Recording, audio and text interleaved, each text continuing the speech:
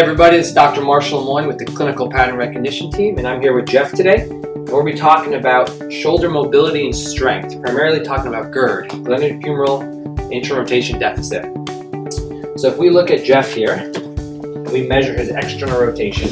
Jeff's right-handed, right? So kind of stabilize the humerus at 90 degrees, passive take an external rotation. Look at the range he has here, about 110. Then we look at internal rotation. Again, don't tack down the humeral head so much, but just kind of control it and let this fall down. Obviously you can see not the most amount of motion here. About 40 degrees.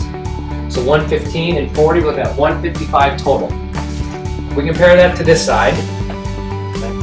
His external rotation here, about 90 degrees. And his internal rotation here, right, about 60 degrees. Right? So 150 degrees on this side, 155 degrees on this side. So with GERD, this deficit, what they found is it's actually more important to look at the total range of motion. Because we just looked at the internal rotation. I think he had 40 on this side, 60 on this side. That's a 20-degree difference. So we would send this guy home with lots of stretching for internal rotation. But actually, he has more shoulder mobility on this side than on this side by 5 degrees.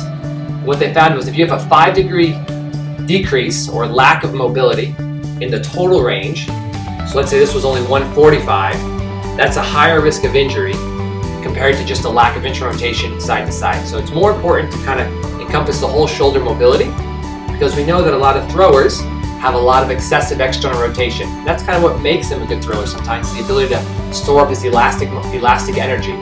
If you've been throwing for a long time, you get this humerus retroversion. So what we want out of today is it's not just about the amount of internal rotation they have, it's more the total range of motion. Because another study talked about if we try to stretch them more, and we give this player more mobility in the shoulder, his strength actually goes down. A study that looked at people with excessive glenohumeral mobility, especially in this external rotation, and internal rotation greater than 80, and they MMT'd them for their internal and external rotators at a bunch of different angles.